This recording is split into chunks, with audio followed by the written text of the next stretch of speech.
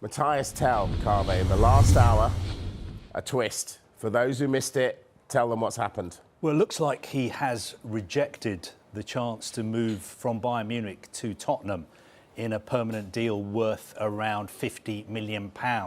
Now, I say looks like because this is what is being reported. Try not laugh. He is. Merson's laughing. Terrible. I say it looks like he's rejected Spurs because He'll be back if they don't get another club. well, but it's because this has been reported by Sky Germany. Now, you know, Sky has got Sky Germany in Germany. They've got their version of Sky Sports News. We've got Sky Italy as well. We've got transfer reporters in all these countries. Now, the top transfer reporter in Germany is somebody called Florian Plettenberg. Now, Florian has very, very good contacts at Bayern Munich. He gets lots of Bayern Munich stories. And he is reporting this evening that Matthias Tell has rejected the offer presented to him by the Spurs chairman, Daniel Levy, and that Bayern's bosses are aware that he's rejected Tottenham. Now, I'm trying to read between the lines, and I would imagine that Florian has got this information from Bayern Munich.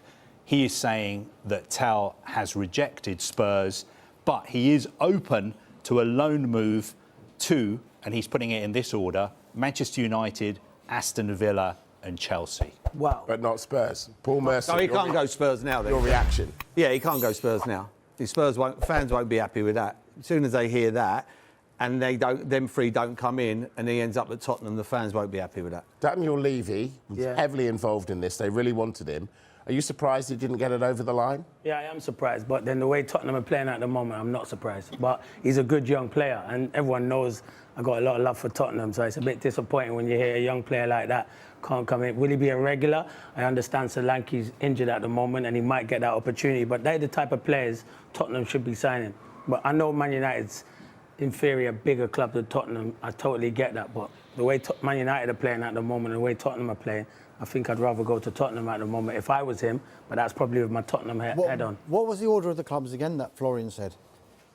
Manchester United, Aston Villa, Chelsea. Just on Manchester United, United are actually interested in Matthias Tell, but this is very tentative at this stage. They have made inquiries, but they've been described to me as tentative. That's because United would have to do business out of the club if they were to try and bring someone like Matthias Tell in. It would be different if it was a loan, then maybe they could juggle the wages around if someone was to leave, and then they could get Matthias Tell in that way. But Marcus Rashford and Alejandro Garnacho, they're the two we've been talking about throughout this transfer window.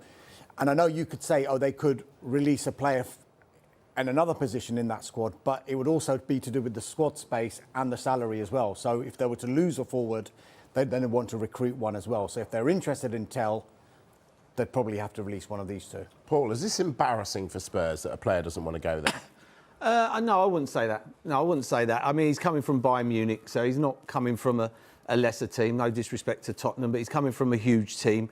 He's a young lad. He's got to get it right. He's got to get the right move. At the moment, Tottenham are 15th. I think if they were in the top four, I think he would come. So, no, I wouldn't say this is embarrassing for Tottenham. I mean, as I say, he's at Bayern Munich at the moment. So, yeah, this is... But the embarrassing thing is they must have had a rough idea they could get him. You know, when these deals happen, there's a lot of talking beforehand. You know, the player, you know, they'd have asked the player or their agent. A lot's done behind the scenes before they go and make an offer. So they'll be quite shocked with that, in my opinion. Are Spurs going to be scrambling around until 11 o'clock on Monday? Yeah, of course. We'll be in the studio until 11 doing the transfer. I'll be in there and we'll just be waiting and seeing across the screen some breaking news. I'll be asking these two men what's going on with Tottenham. Tottenham need to do business. They've got so many injuries at the moment. It's a struggle. Ange's under big pressure. They need to start winning football matches. I know they're still in the cup, and that's probably why he's still in all the cups, because that's why he's still in his job, because the run they've been on has been terrible, and they need to do business. You can't have your main centre forward Solanke out for 6 weeks. Richarlison's just coming back from injury. He picks up injuries. They need a player who can play in all those three positions across that front line, so they'll be looking to do business. Hi, this is Transfer Talk. 3 days remaining in this window, and there is still a huge amount of business that could still happen. This hour will bring you right up to date with all the latest deals with our reporters. Tottenham want Matthijs Tel. We'll be speaking to Ange Postecoglou shortly about the versatile young Bayern Munich forward. Does he want Tel? And if he does, will he tell? We know time is running out for Arsenal to add a striker to their squad before the window shuts.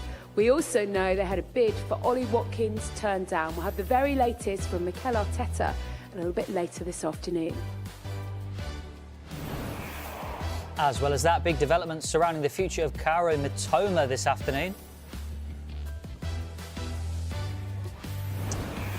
And after signing 3 players, will Manchester City make a move to sign a defensive midfielder? We'll hear from Pep Guardiola. He's talking live at 12:30.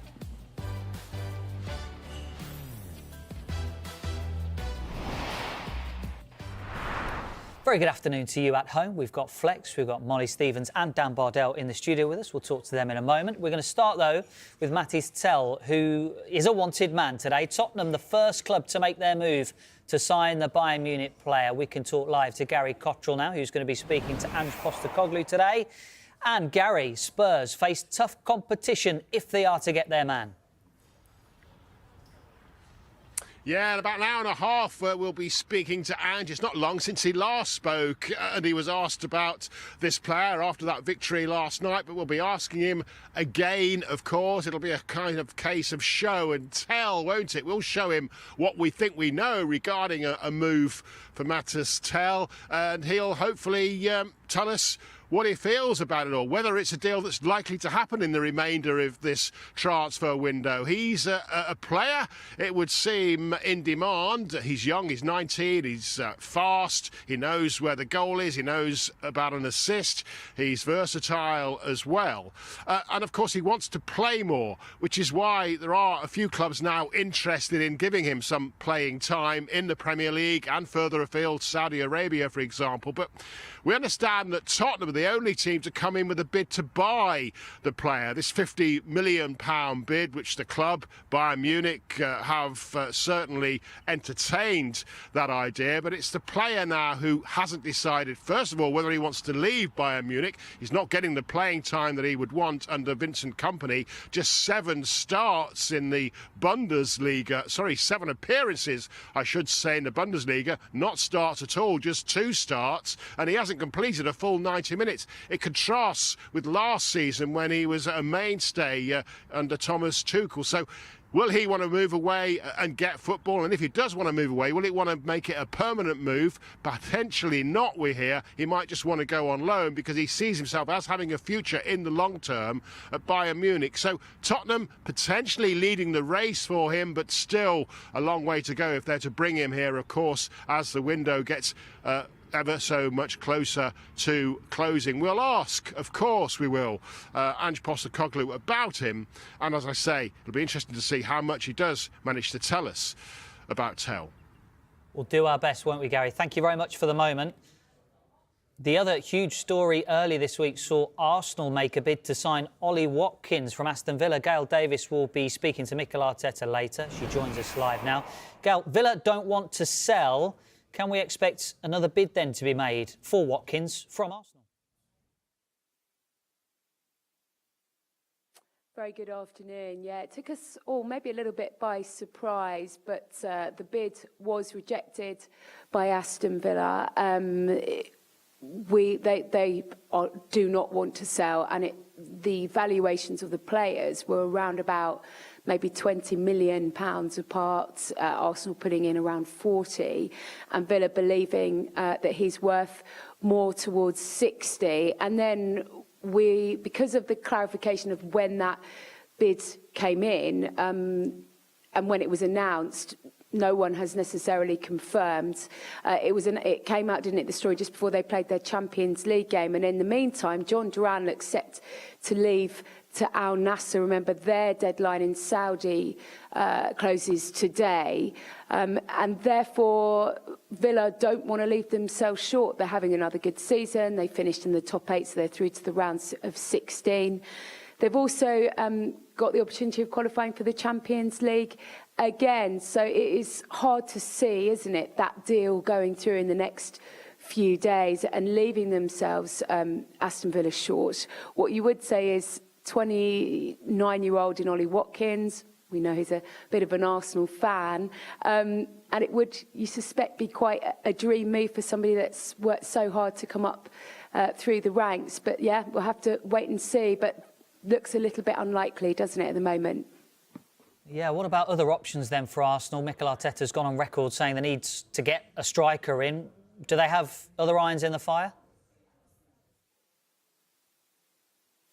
Well, you would like to think so, wouldn't you? Because even before Gabriel Jesus picked up that ACL injury in the middle of January, without Bukayo Saka, they looked a little bit short, and you suspect the due diligence on a number of players has been done. Look, we've talked a lot, haven't we, of the likes of Benjamin Sesko, for example, from Leipzig, being a longer-term player to bring in. Leipzig out the Champions League this week. I don't know.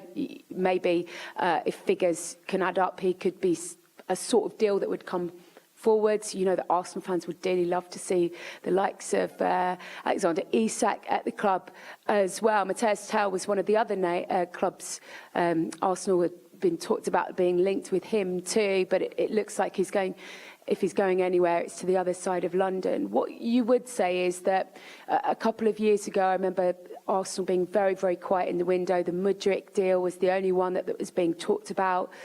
And then they pulled out Trossard and Jorginho on the final day. And you suspect they will have other players. And Arteta said it all along, if it can improve my squads, then we'll take them. We're not going to just add bodies at this point of the season. So you never quite know, do you? I'm sure they'll be working pretty hard till the deadline on Monday evening. Mikel Arteta talking to the media at 1:30. We'll bring it to you live on Sky Sports News. Let's reflect a little bit on what Gail was talking about there. She talked about the timing of the bid from Arsenal to Ollie Watkins. Now, news of this came out on the day of the Champions League game against Celtic from a Villa point of view. Were you surprised by the timing of that, Dan? Obviously, it wasn't ideal that the kind of news of that bid came just before the game kicked off. I found out about it when I was on my way into the ground, which tells you how close to kick-off the news happened. I think the Athletic were reporting that the bid actually came on Monday, but it didn't make its way into the mainstream media until Wednesday. But I think it just shows what a true professional Ollie Watkins is, that he didn't let it get into his head. He put in one of his best performances of the season, helped fire Villa into the Champions League round of 16 by finishing in the top 8. And I thought it was quite telling that Ollie Watkins, with all the transfer speculation, played 90 minutes. John Duran, with all the speculation around him as well, sat on the bench and wasn't used. I think I can see completely why Arsenal would want to sign Ollie Watkins. He's had some very good days against them in the past. He's had a very good 2 years under Unai Emery. Goals, assists, probably over the last couple of years has been one of the best strikers in Europe. There's absolutely no chance Villa are going to sell John Duran and Ollie Watkins in the same transfer window. Ollie Watkins made kind of a gesture towards the Villa fans at the end of the game on Wednesday into the stand where I sit, as if to kind of say, don't worry, I'm staying. I would fully expect Ollie Watkins to be a Villa player at the end of this window, and I'd fully expect, with John Duran gone, Ollie Watkins to score a lot of goals, knowing that he's the main man at the club.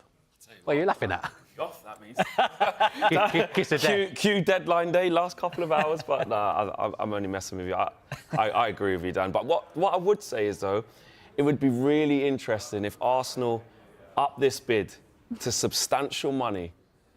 Does Ollie Watkins have a look? Unai, I tell you what, I'm just feeling a little bit. Will I get this chance again to move to my boyhood club, etc., etc.? It would really make the dynamics of this situation maybe quite nervy. But I agree with you on the whole, Dan. There's no way Aston Villa can afford to let Ollie Watkins go. That interests you, Flex, but it doesn't interest me one bit. To be perfectly honest, I just don't see it happening. I mean, a bit tongue-in-cheek here as well, though.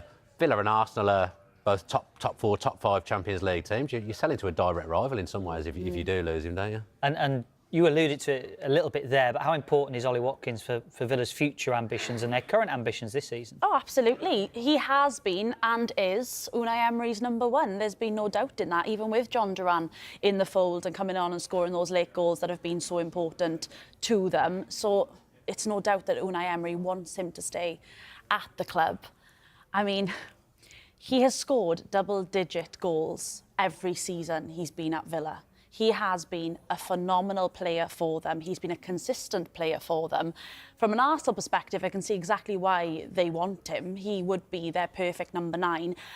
He derailed their title hopes last season, scoring that goal in the 2-0 win at the Emirates. And then obviously that just left them out of sight when it came to Manchester City and their hopes of clinching that title.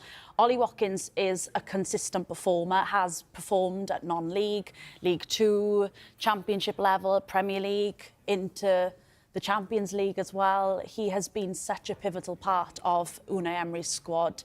There's no doubt that he is a big part of their future now and into the future. That said, I'm so sorry. Here we go. Slightly agree with Flax on, imagine your boyhood club come in for you. It's a dream of his, always has been. He's 29, going on 30.